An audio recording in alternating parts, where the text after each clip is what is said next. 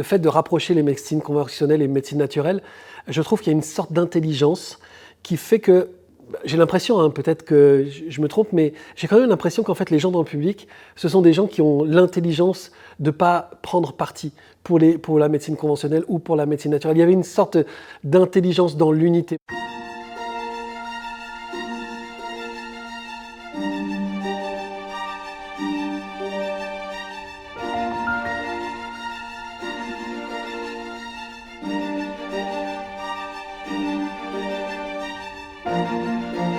Ça a réveillé beaucoup d'émotions.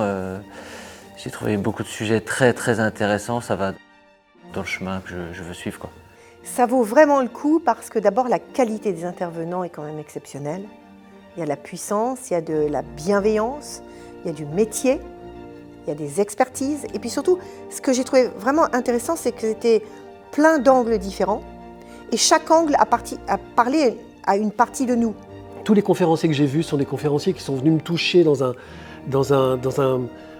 on va dire, dans des profondeurs chez moi. Aujourd'hui, j'ai appris des choses encore. Ça m'a permis de rencontrer des gens, de discuter avec eux. Tous les conférenciers sont accessibles et on peut discuter avec eux tout au long de la journée, pendant les pauses. Rencontrer ses mentors, rencontrer les gens qui nous inspirent, c'est important.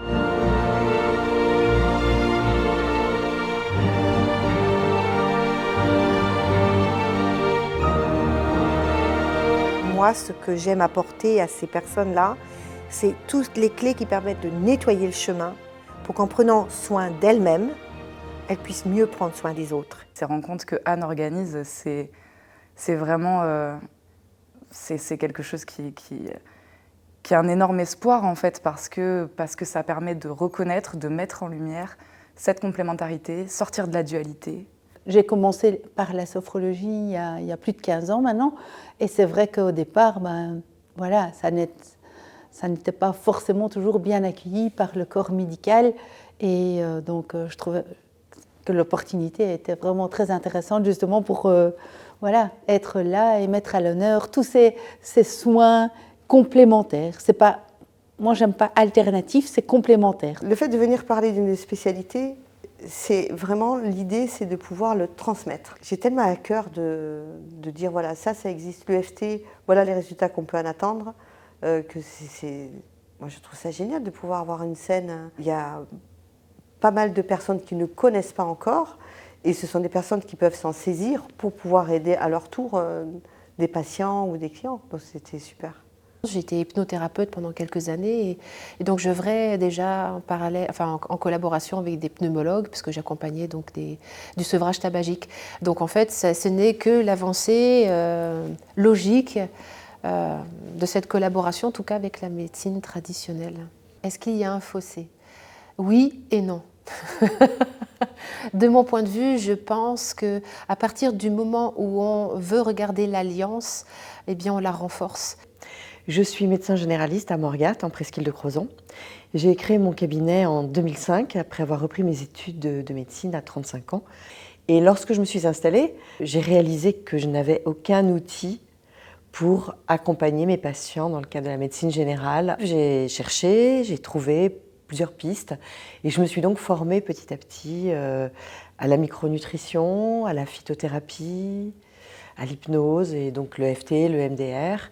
Et puis surtout à une approche humaniste pour mes patients, où je trouve extraordinaire de créer un lien, de les accueillir, de les rassurer et de les aider à trouver leur chemin. Je pense que plus il y aura de médecins dans le public, et plus ils pourront aller sur scène ensuite, et après à pouvoir aussi participer à répandre et à transmettre ce message qu'il y a plein de solutions qui existent pour aller bien et pour aller mieux. Ouais. Tu en sors plus complet, tu en sors plus éclairé, tu en sors plus dynamisé, tu as des échanges, tu peux poser des questions que tu ne poserais pas de la même façon si tu étais online. Et puis, oui, puis il y a vraiment les rencontres, ça c'est essentiel, les rencontres entre les gens.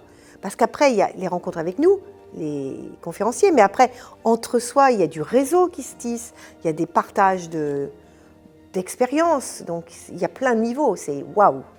J'ai ressenti beaucoup d'émotions. Ça m'a confortée dans ma pratique et le chemin que je suis.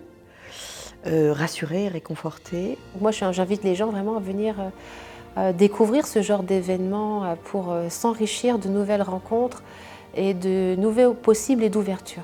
S'il y a des gens qui hésiteraient à venir à ce genre d'événement, je leur dirais soyez curieux, tentez, ouvrez le champ des possibles.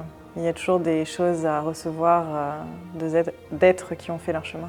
Si je dois motiver des gens à venir, foncez, vous posez même pas la question en fait, c'est une évidence. Le mot c'est évidence et vous allez voir tellement c'est chouette et c'est chargé en émotions, c'est à vivre. Ce que je trouve absolument génial, c'est que plus on hausse le niveau et moins on est en face de conférenciers qui sont dans des démonstrations, mais plus dans des conférenciers qui sont dans le partage de leur expérience. Et ça, je trouve ça incroyable. Ça, moi, je suis absolument fasciné par des gens qui racontent pas ce qu'ils font, comment ils le font et comment il faut faire, mais ce qu'ils ont vécu, ce qu'ils ont trouvé et comment ils nous recommandent l'expérience. Quand je vois ce type d'événement, ce type de public, ce type de conférencier, je me dis waouh, on est passé à autre chose.